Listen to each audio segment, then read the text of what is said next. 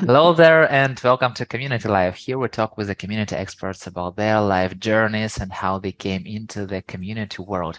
And today we have a conversation with Carolyn Zick, an AX person, a meaningful relationships builder who connects your people, and a curiosity-driven creative entrepreneur who runs Bad X Enterprises company that focuses on organic content marketing. So, hello, Carolyn. Hello, thanks for having me. Very nice. It's always the life. So we just had this conversation on LinkedIn, then I was like, we definitely have to talk. So here we're talking. So let's do it. And the first question, what is your favorite pen? My favorite pan, like to cook in. No, to write with. Oh, pen. Yes. Yes. I have this one right here. This would be the Papermate Flare medium size. It's like I knew you were going to ask. I always have it close to me. I like it because it actually bleeds through the paper a little. That's controversial. But I kind of like to see that the pages are all full. Like that's a check mark for me. Why? You just thought that like I was prepared. I thought that you will like show all your pens collection and like this pen was from this occasion. This pen. Do you I collect them? do. I don't collect them, but I do have like a sentimental pen.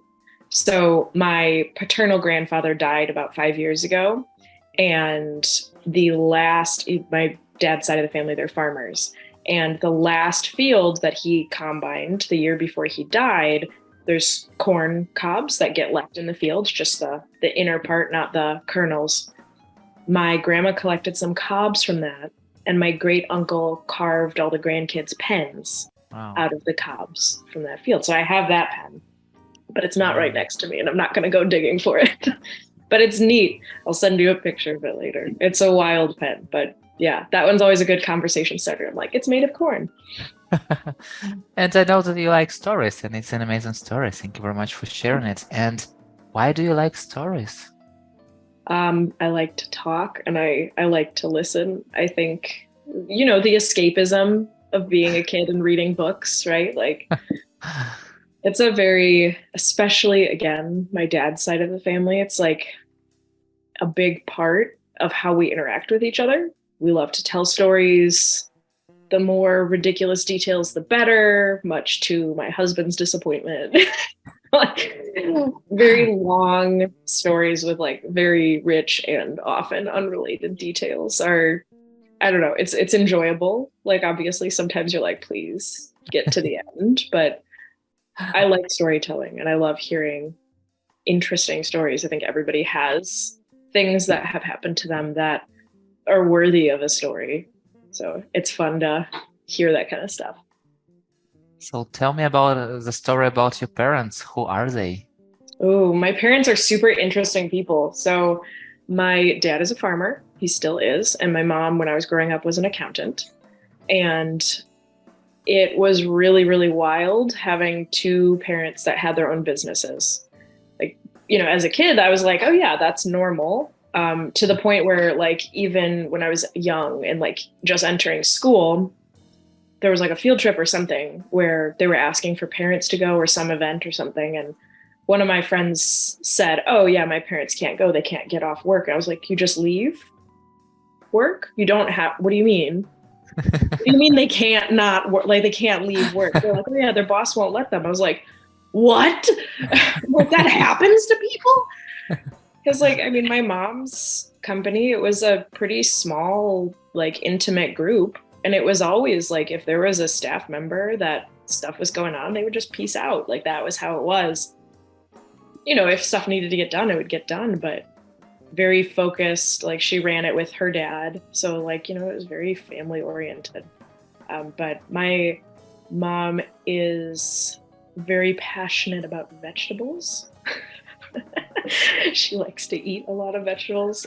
My dad is a storyteller, very exuberant. Always, like anywhere you go, you can't take him somewhere and have him not make friends with people, like new best friends, like constantly, which I think is a skill. Like that's a really useful skill to have. And I try to take an interest in people and kind of connect with people in the same way. Maybe not as boisterous. He's very, very wild, but yeah, that's my parents. Do you know how they met? Yes, they grew up together. Oh, it's So simple. It was simple question. yeah, they're actually, their birth dates are only 2 weeks apart. Their parents were best friends. So it was also, this was another thing that I was like, wait, people don't do that. Holidays was both sides of my family. There was never like picking, are we going to mom's side or dad's side, like mom's parents, like we would all party together because my grandparents were best friends. It was so fun. Like that was amazing childhood. Very, very rare, I feel like. What is the first memory from your childhood that you have in your mind right now? Ooh. I feel like we're gonna end up in like a therapy session here. Like No, it's only the beginning, you know, you never know where you Let will me think. end up. Earliest childhood memory, probably when my sister was born. We're 3 years apart.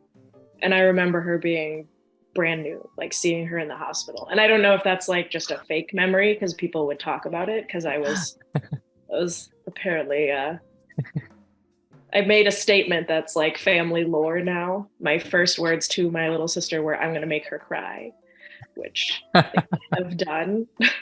I don't think it was mean spirited, but maybe it was. I'm a big sister, so like send her this video and ask her like, you know, am I mean? Say no. But yeah, that's early memories would be definitely like when she was an infant. And what does it feel for you to be a older sister? It's super fun. We were best friends. We lived on a farm. So there weren't like neighborhood kids, like not like go play down the street with other kids. It was like the nearest house was a mile away, and that was my grandparents' house. So it was like go run through the field to go see grandma and grandpa or play with your sister. You know, it was like it was her and I, and we're still very close. She works with me. She does like some design work for me for Bad Axe, which is amazing. I'm really, really grateful that our relationship is still so strong. But yeah, being a big sister when we were younger, sometimes it felt a little bit like I felt bad for her in ways because I was always very studious, not that she wasn't. But my parents, I feel like, held her to a very high standard based on things that I did, which maybe wasn't very fair to her. She was not a bad kid at all. And they didn't really treat her poorly or anything like that. But I think there definitely was some of that, like, your older sister, like an example, someone like a role model. Yeah, for sure. And I mean, like the things in school that we were excelled at were different. So like, you know, some of them definitely look better on paper. Like I always got really, really good grades, like in every subject, even if it was one I didn't like. And I really strove for that and enjoyed achieving that. So then when I got to college and was like, I'm done and quit, my parents were like, what? And then my sister went on and actually like, you know, got a degree and has studied art. So she has an associate's degree and then has studied fine art and lived overseas for years doing it. Whereas I am like YouTube University, super proud college dropout, like which is definitely not the path I think our families expected. What did they tell you when you told them that you are out of that? They were mad. My mom especially. Not happy. Absolutely not. Yeah, there was a lot that happened right before and right after I dropped out. And they were all things that I think I've always been very self-driven and, you know, kind of want to do things the way I want to. And I got to a point with school where I just broke and I was like, I can't handle being told what to do in a way that doesn't make sense to me anymore. And I wanted to withdraw. I had just gotten married and I was just done. I was so tired of it. I was like, this is stupid. I'm being told how to do things that I learned how to do years ago, still in college. I'm like, when do I learn something new? And I was bored of it. So I quit. My parents were, my mom especially was livid. She really, that was part of her dreams for both my sister and I was, that we would attend school. I went to the same school that she went to. So I think there was like a pride with that. But we've since, that was rough relationship for a while, but we've since definitely like reconciled and talked about it a lot. And really anything that I was going to school for, it would not have panned out the way it wouldn't have been a good fit for me. Or it would have been fun to study, but it wouldn't have had an effective, like, pushing a career in that further versus just getting out and doing the work and experiencing it. So you like more a practitioner? Yeah, I want to mess it up and try it and do it wrong. And I joke with, so I have co-founded an arts magazine with the woman who came up with the idea asked me to help co-found it with her. I worked as the like contractor, marketing and building the website and doing community management for this company. And then last year she was like, let's be co-founders. I was like, yeah. But with that, we have our catchphrase is "por qué no?" which is Spanish for okay, why not? Like really everything. Like that's how I kind of approach life, business. Like I always want to ask myself if I'm feeling resistant to something, I always want to ask like, okay, why not? Why am I resisting this? Or if I'm scared, like, why not? Like, why not try it? If there's like real like health risks, obviously I'm like, yeah, we're not going to go to the Chernobyl exclusion zone, no matter how bad you want to see those rare woodpeckers. We're not going there, like there's that balance. But it's important to me to get out and actually do things. I struggle with people who like to theorize. I'm like, well, let's try it. Let's just think about it more. I'm like, no, let's go build something. Let's go break something. Like, yeah. Were you always the person like that?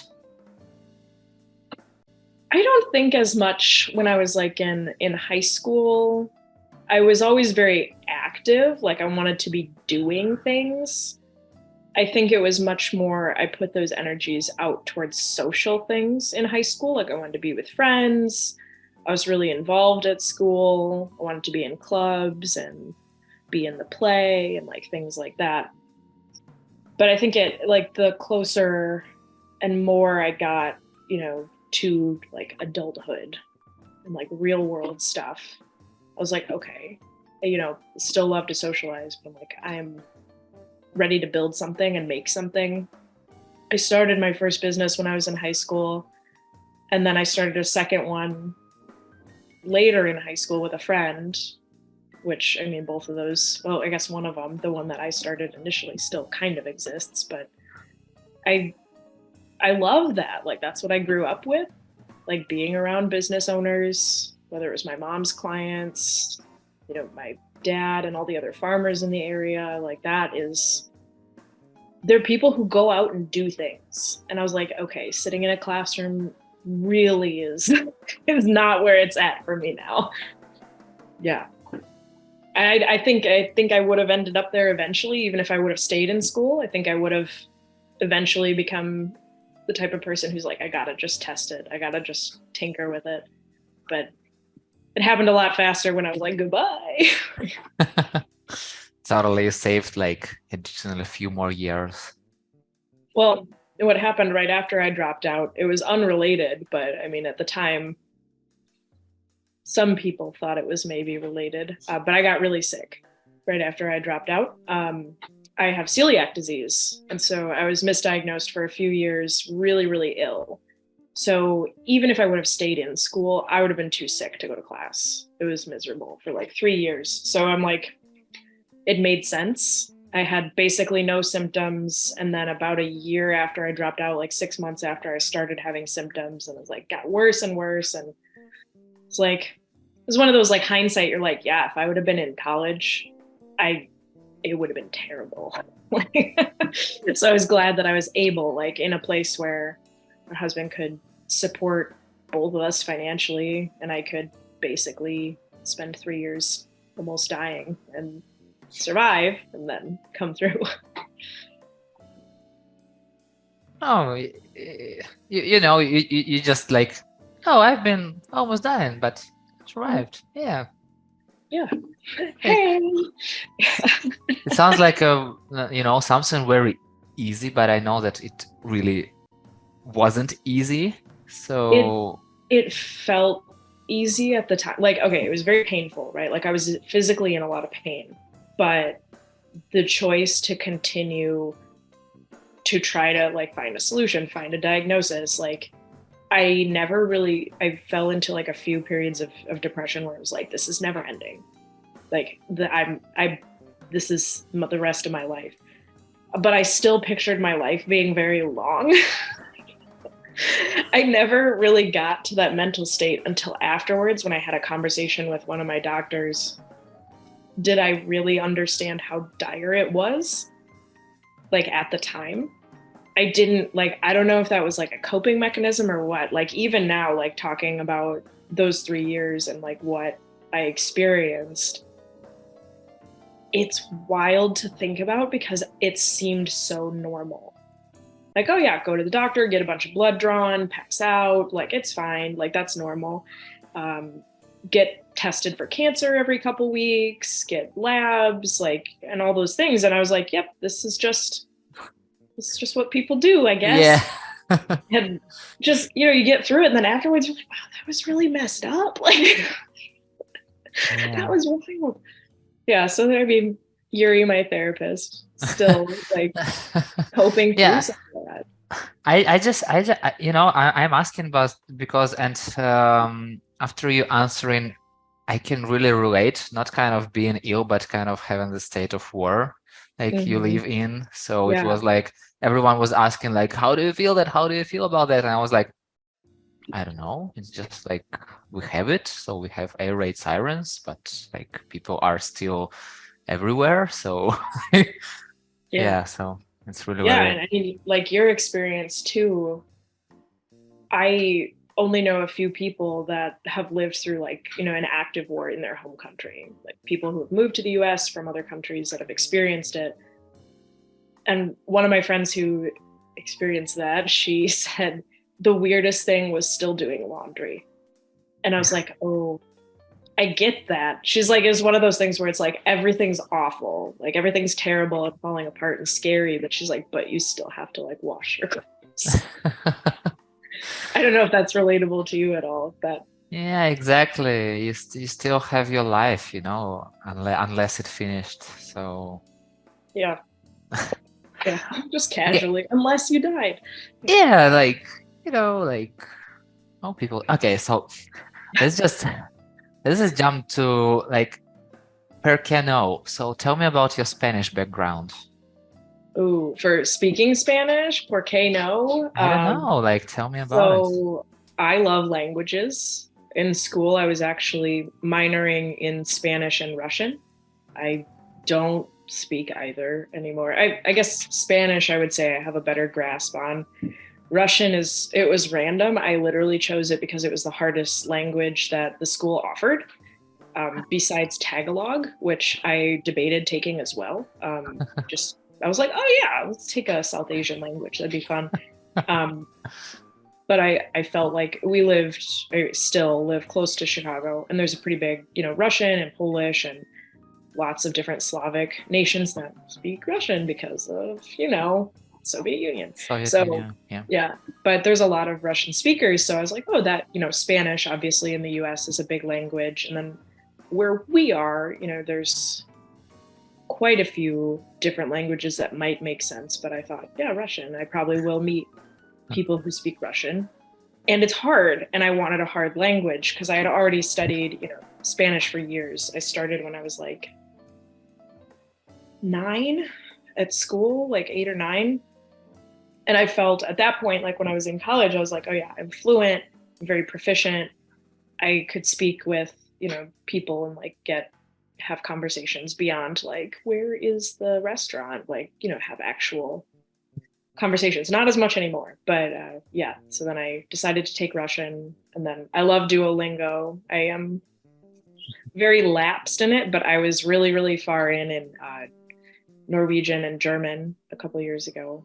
I like it. It itches my brain. I don't know why. It's like a puzzle. Like it's fun to see how different word structures work and like how much it says about society, like about that culture, things like that. I mean, I was asking, this is maybe a cultural anecdote that won't stay in the end version. I'll leave it up to you if you decide it's worth saving or not. But our teaching instructor our professor was from Chicago, but grew up speaking Polish and learned Russian.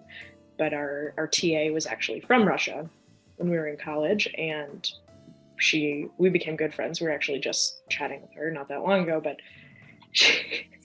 I was like, oh, how do you say excuse me or I'm sorry in Russian? And she said for excuse me, like move out of my way, right? Like something like that, where you're like, oh, someone's in my way, like here, like please move kind of thing. And I was like, okay, but how would you apologize for something? And she's like, what do you mean? And I was like, well, how would you say, like, if you bump into somebody, you say sorry, or like if you've hurt someone and it was an accident, you want to say sorry. She's like, I just don't know. I don't know. And I was like, what? I just keep fighting with them, So just get really mad, just yell at them. Yeah. But it was interesting. I was like, okay. And like, if you're speaking about like emotions in Russian, it's always third person. It's never like I feel. It's like one may feel. It's like removed, which, fascinating psychologically, but yeah. Language nerd.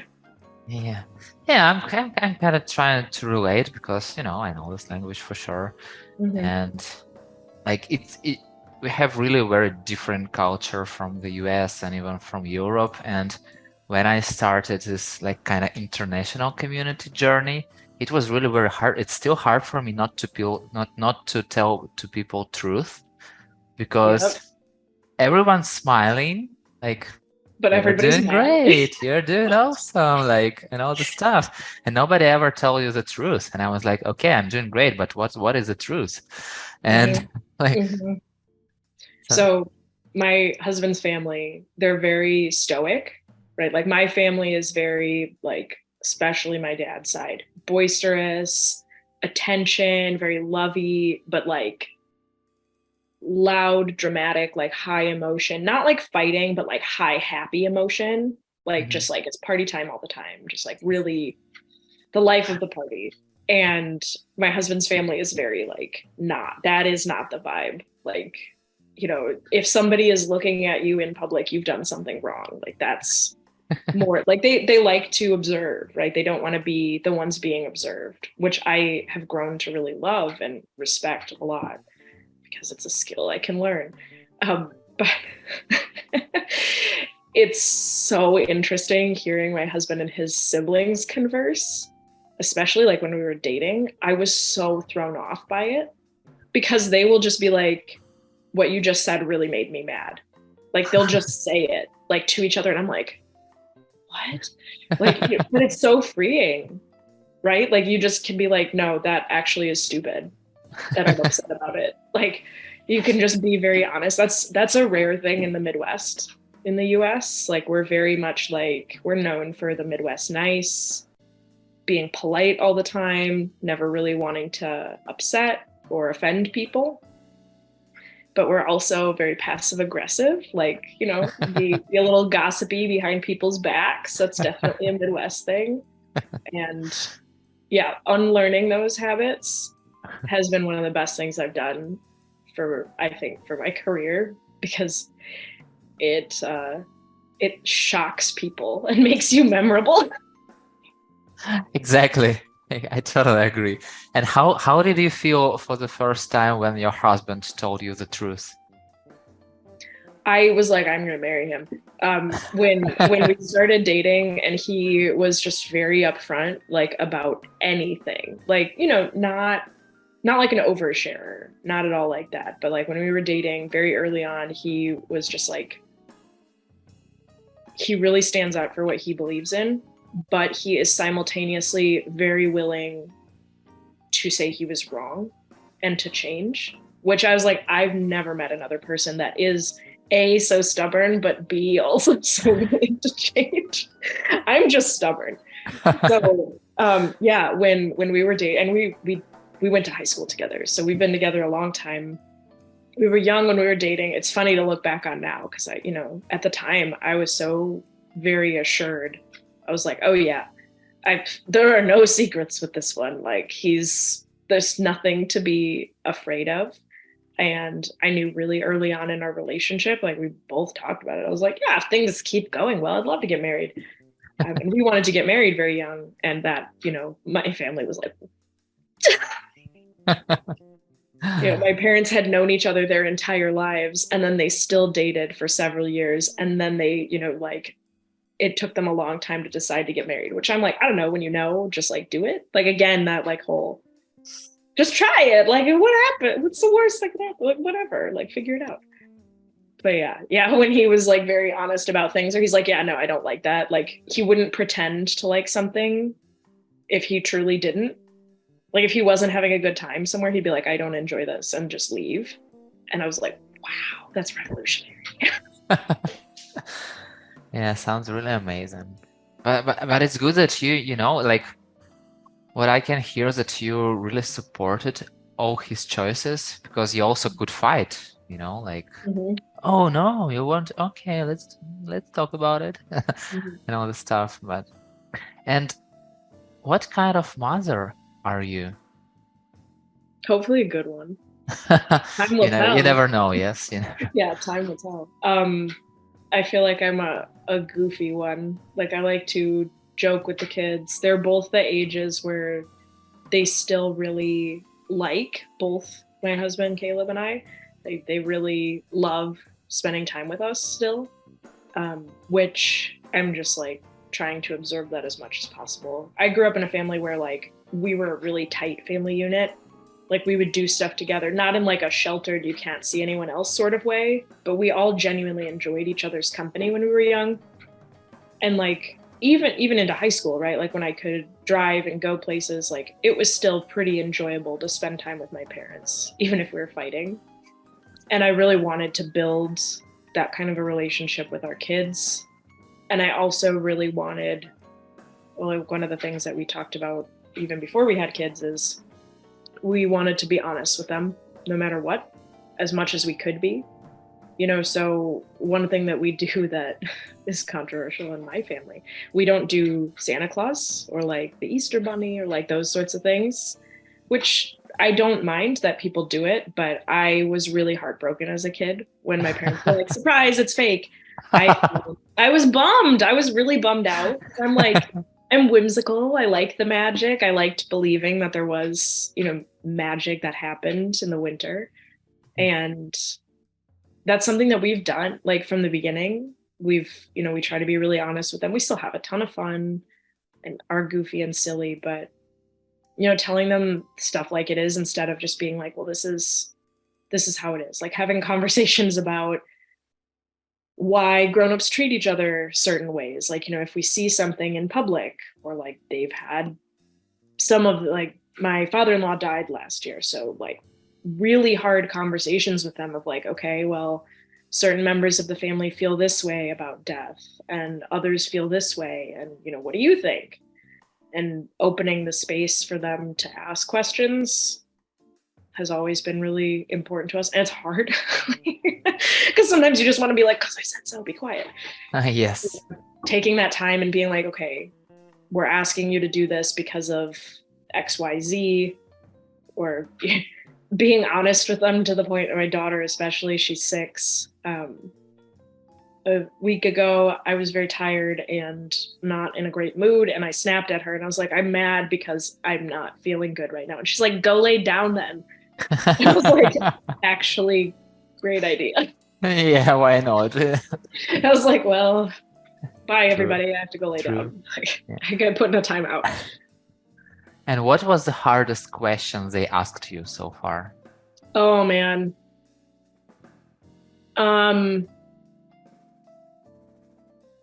Well, I know two of them. I think there's been like, so Ernest, our son, is very much like me. He's very much like wants to be very social, like very bubbly, like my dad's side of the family too, like very wants to be in a party, like with a group, like what's going on, wants to be involved, stuff like that. And Claudia is the observer. Like she wants to look, assess a situation, and then decide how she wants to participate. And we try to give her those opportunities to do that as much as possible, especially with school, right? Because it's, forced participation for everything. But luckily, like her kindergarten teacher last year, like let her basically sit out the first 3 weeks of school, where she just saw what was happening, like watched it, and then decided to participate on her own, which like amazing teacher. But the hardest questions that they've asked probably were last year, or the year before. We have very different political views than some members of our family. So any questions around that, where we try to be as honest as possible with them, and then seeing them get confused or upset by it and being like, me too, bud. I don't know. I can't explain it. Those are hard. And then stuff about death is hard. Like they've asked like really good questions about it. Anything about religion, like they have lots of questions about that. We live in a pretty small town where people are mostly either some sort of Christian or Catholic denomination or agnostic. And so, and like they have a lot of experience with that. But like I had a client for a while that was Muslim. So like, we had those conversations and we talked about their celebrations, and like that was really fun. We have some family friends that are Jewish. So like that kind of stuff. But really trying to intentionally expose them to a lot is also hard when you live in a rural area. But yeah, the questions about death were hard. Race and politics, those were hard. Claudia did have a good one where like she comes back with all these statements that are very like, ooh, you are right, but maybe don't say that to anyone else. She was talking about how she really doesn't, she has this opinion now, which will I maybe change, I don't know. She's like, I don't want to get married, I just want to go do other stuff. And I was like, you do whatever you want, I don't care. You're also 6, like you don't need to get married. I would never get married, I mean, not even that. She's just like, she has role models in her life that are women that are in their, late 20s and 30s that are unmarried. And I think that's really important for, like her to see all sorts of different lifestyle choices. So she sees, my sister and my sister-in-law, who are both, my sister has a boyfriend now, but sister-in-law like traveled the world, taught English in China for 3 years, like just does all these, she's single. So Claudia sees that and she's like, yeah, heck yeah, I want to do that. So I was asking her because she was talking about how she wants to travel. And I was like, hey, when you're grown up, I'd love to go on trips with you. Can I go with you sometimes when you travel? She's like, yeah, if you're still alive. Like, yeah. But it's true, Fair. So, yeah. like, fair enough. So. I know. I was like, you're right. Well, if I am still alive, can I go with you? She's like, sure. It's really fun conversations you have with your children, at 6 years old. But it's awesome, it's awesome that you are so open. And I really don't know many of that people who are really like, because when I was growing up, it was like you have to do like that, and there is no explanation why. And like I love this question. I ask people always about how do you feel about making mistakes, but you already answered that question. I love making mistakes. Yes, exactly. But like I didn't know how to make mistakes up to 30 years maybe, because it was like you have to do like that because it's correct, but whoever know what is correct. Right. So it's really amazing state of mind when you are so open with your children, and like given Which I them mean, to maybe I'll learn later that it was a mistake. Who knows? it's life, like you always learn something, and I believe that your kids are teaching you really very good. They teach me more. They're going to teach me more than I can ever possibly teach them. Even still, like they both just have such interesting ways at solving problems that they come up to. And it's amazing. I'm glad they're scary smart, both of them. I'm like, this is great. Like, I love it. I saw one of your posts, it was a small part, like today's affirmation, I'm consistent, not constant. Yeah. Yeah. So how do you use this affirmation outside the work? Thinking about the things about myself that I don't like. And most of them are, behavioral, personality, habits, things like that. Thinking about those things that are either holding me back from the life I want to live or how I want to act as a person, and consistently trying to change the behavior, reduce it, or make it something that's more positive. And then being really aware that like it's not going to be perfect every day. So like one would be, that I'm really trying to change is not needing to have the last word in any conversation, even fun ones. Is it hard? Yeah, it's really hard for me. Like we had a joke once where we went through my phone. Like it started as a joke and then it became like very eye-opening to me and almost not like hurtful, but a little bit. Like I felt like, oh God. But we went through my texts, my husband and I, and saw how many of the texts ended with the other person saying something versus with me saying something. And there was one out of like 80 conversations. And I was like, okay.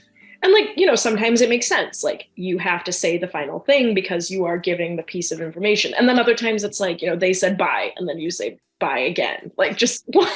Like, so that's one that just kind of like consistently trying to improve some of those behaviors, consistently trying to be more present, like with my kids or with, if I'm with friends or if I'm doing something that I enjoy, like any of my hobbies or things like that, just being more focused and present on those. That's hard. But yeah, not feeling like I constantly need to be that one thing because I wear many hats, like I'm sure you do too. Like, consistently showing up for whatever role I'm in a good way as best as I can that day with that energy level. Cause like, I mean, my autoimmune disease is real. Like there are days that I'm like so exhausted that I can't move. Yeah. And like, okay, maybe today's being consistent is eating food. And then other days it might be, a 17-hour workday. Then You never know what the future holds. Yeah. Yeah. And you're like, I'm hearing a lot about like making some changes, making improvements.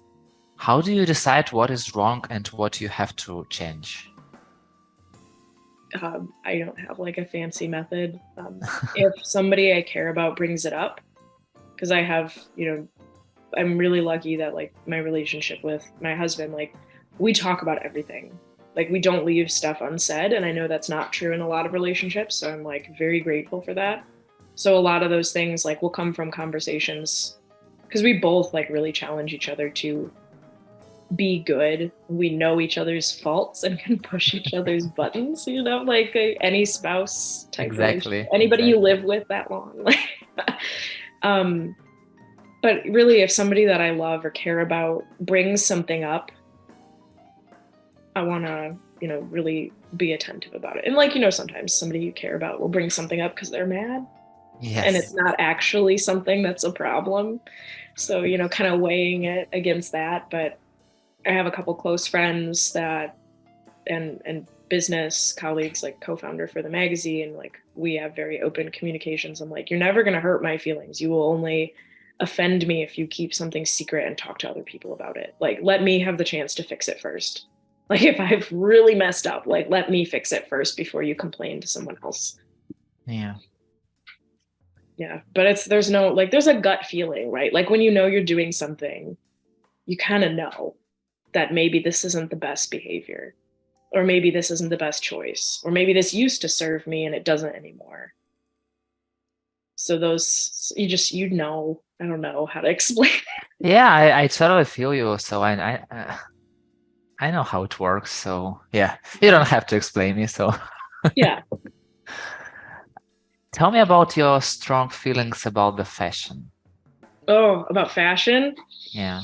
Great. How much longer do you have? You asked me how long I have to hang out.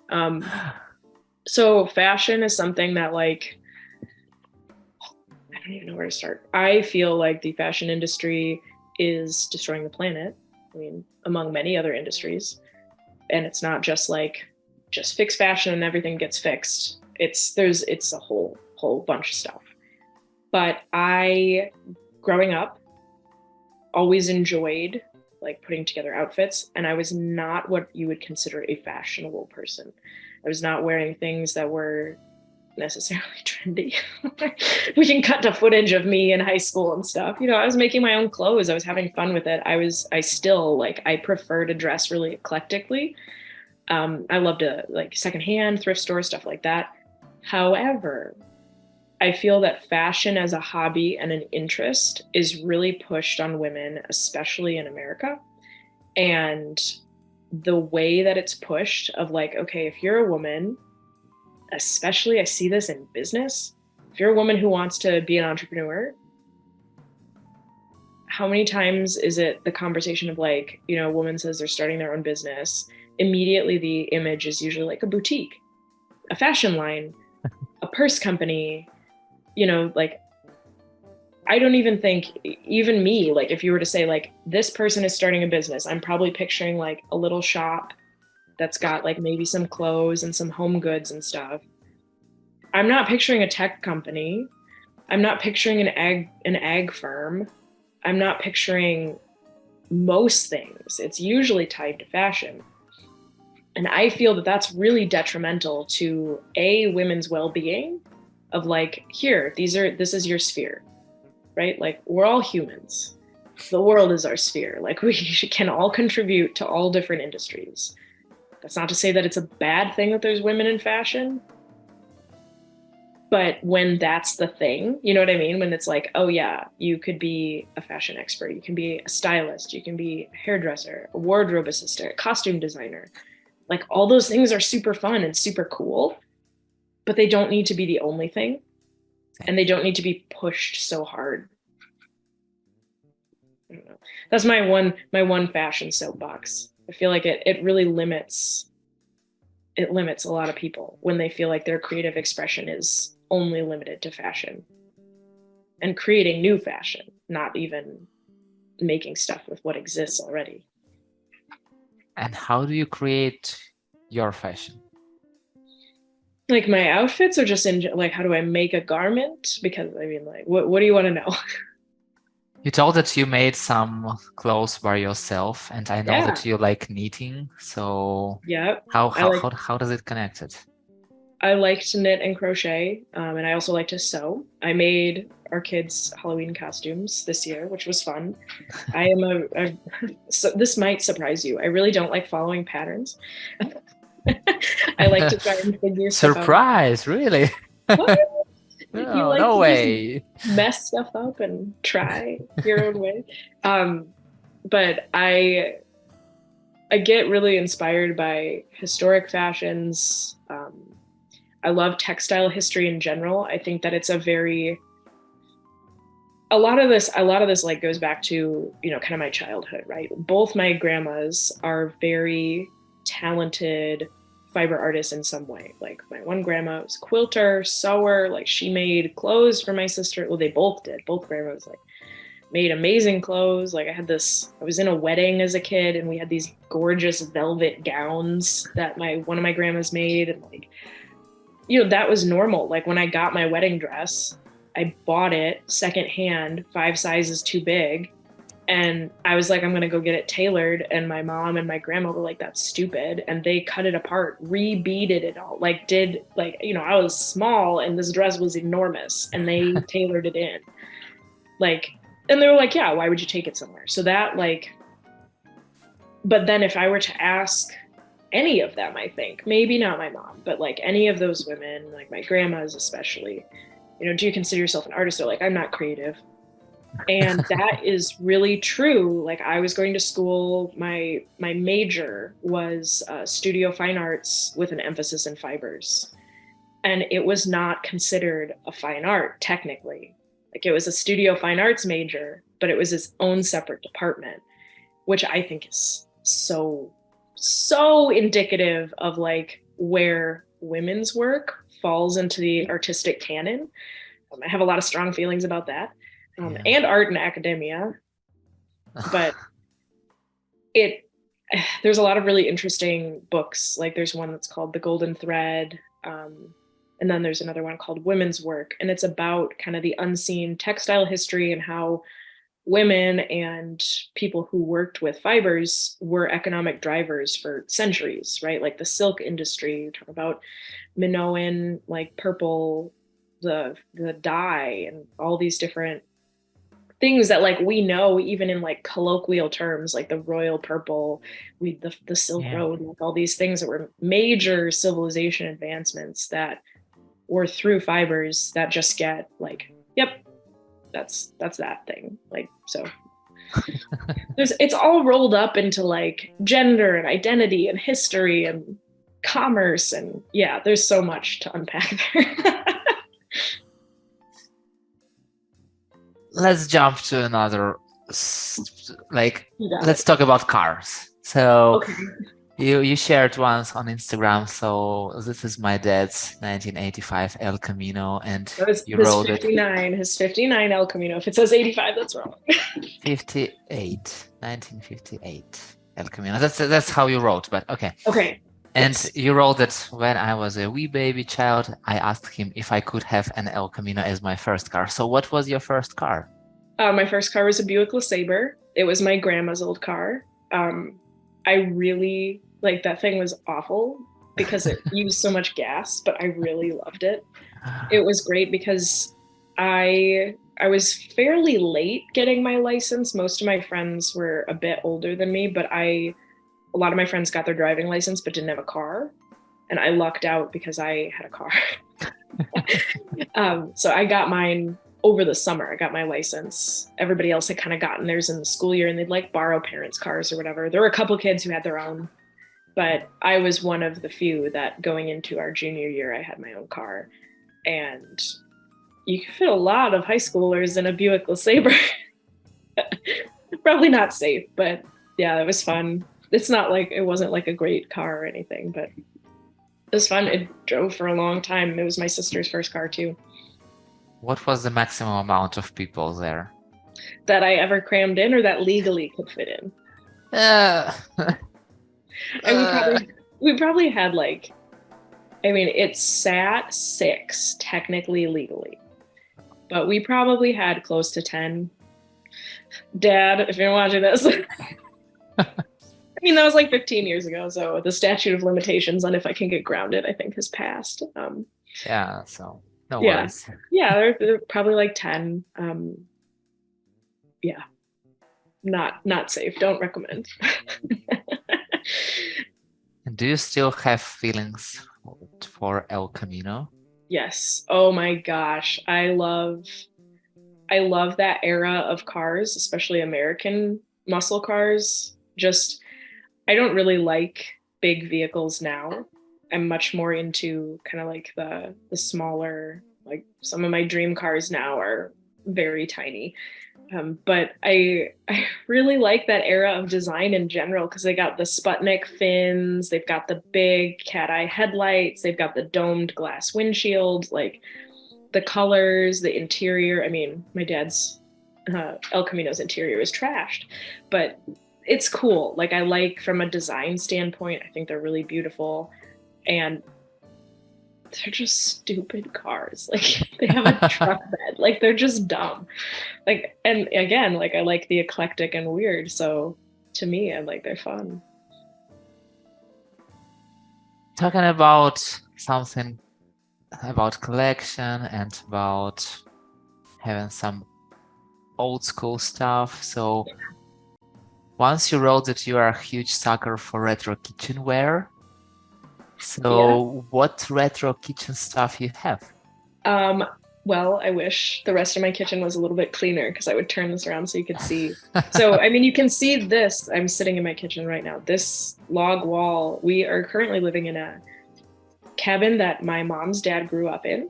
It was built in the 1850s. So for American standards, that's old. The rest of the world is like 1850s, really. But like for us, we're like, wow. And we are the first ones to live here in 40 years. So it's been a labor of love to like make it functional again. But the kitchen is full of all kinds of old stuff. I mean, you can see like this behind me is an old, I got oil lamp. Yeah. I don't use it because I'm scared of it. But old kitchenware, like I have a bright red stand mixer, like KitchenAid. We Do you have use this. it? Yeah, I use it. Yeah, when I do cook, I do use it. Yeah, it's nice. I love it. That was one of our wedding presents, and I mean that thing will never die. We have a collection of old beer steins from Germany that we pick up at thrift stores. These here, I mean, that's not really kitchenware, but those are receipts that are framed from my great grandpa who lived here. So him like going to the feed store and buying, like, I think that one's, he was selling some corn or something that he had grown. But my sister framed those for us. Yeah, I love old stuff. I love like retro dishes and like really kitschy kitchen stuff too. I've had to rein that in a bit because we don't have a ton of storage space. So like my collection of weird mugs had to be thinned down pretty far when we moved in. How many mugs in your collection? I don't know. I don't know that I've counted. I'm looking at I have teapots over here. Looking at those. Mugs, like my daily drinking mugs, I probably only have like maybe like 10 cool ones now. The rest are just kind of meh. They're fine. But yeah, I have like 10 good ones, I would say. My problem is like that's what I always gravitate towards when I'm at the thrift store. And so like it's very easy to continue to acquire them. Do you collect anything? Do you have any collections? I'm collecting my dogs. I have two of them and they're barking really very loud right now. I don't know if you hear it or not, but No, I don't. they're driving me crazy, but I think that headphones are like smoothing all down. So it's cool. Yeah, I don't hear them at all. But yeah, if you're asked about collecting something, yeah, I'm collecting. And for one of my communities, it's SEO Club. I'm creating different pens. For every meetup, it's a different pen. So I have kind of collection of different real pens, and I always give those pens to people. So it's that's very neat. nice. Yeah, what a useful thing too. Like I love that. So, like, I have so really many questions to you, and like, when you start telling about something, I always have some follow-up questions, and I really wish to have the sky is the limit to this conversation, but time is the limit. So let's jump to the rapid fire questions. Are you ready? Let's do it. I'm ready. Take it easy. Decline or accept? Accept. Posing for or taking pictures? Right now, in my mood today, posing for. Usually taking. What are your favorite color and song? Green. And my favorite song right now is Easy, but the orchestra version with Sunlux and Woodkid. If you were a superhero, what superpower would you have? Teleportation or flying. Who do you learn from in the community world? Name one person. One person? Yes. Ooh, there's so many people. That's unfair. That is an unfair question. I learn from everybody. I know. Recently I've been learning from, I think, Todd Nielsen a lot. Like, I really enjoyed that. But it's tied with John Summers because I'm working with him on Communify. So like I'm constantly learning from him as well. And a little easier question. Name two people whose community life journey you are happy to hear about. Oh, I love what Lori is doing. I love following her stuff. She's also a fiber artist, so obviously I'm into that. And I also really, really enjoy seeing people who are new to the industry and like what they're doing. I can't think of somebody off the top of my head right now that's also new, but yeah, people who are getting involved now, right? Like, because I'm pretty new to the industry too, so I like seeing that. Yeah. And is there one question I should have asked you but didn't? Yeah, like where do I want to travel? Like traveling questions. Yeah. Where do you want to travel? I want to go everywhere. I'm going to London next week, so that's my first time ever in the UK. So I'm excited about that. But I have a very long list of places I want to go, mostly related to fiber arts and yarn. Lots of Europe, yeah. Yeah. And what is your like the nearest trip? Do you plan any trips in Well, the I mean, nearest future? Next week I'll be in London, and that's the first time I've been overseas since 2009. So I haven't been out of the US since 2009. So I'm really, really excited about it. And it will be my husband's first time in Europe at all. So he gets to come along. I'm going for work, but I'm like, yeah, this would be really mean. Goodbye. I mean, Yeah. I'm bringing him with, but then saying goodbye. I'm like just working for 4 days straight, and like you're gonna have to entertain yourself in London. So bye. But yeah, I really want to go to the Azores. Also, that's been pretty high up on my list recently. Got it. So, just by answering questions, you just open more questions. So we definitely have to continue this conversation a little later. And for now, Carolyn, thank you very much for your time, for your openness. So for telling all this small piece, like at first I told you, thank you for your Instagram because there are a lot of stuff to learn about you. And yeah, you just opened more and more and more. So once again, you haven't even seen all my Instagram accounts it's yet. just the beginning. Yes. So thank you very much for coming here. Thank you very much for having this really fun conversation. And I hope that we'll have this opportunity to continue. So, yeah. Yeah, I appreciate you being such a great interviewer. It was a lot of fun. Thanks for having me.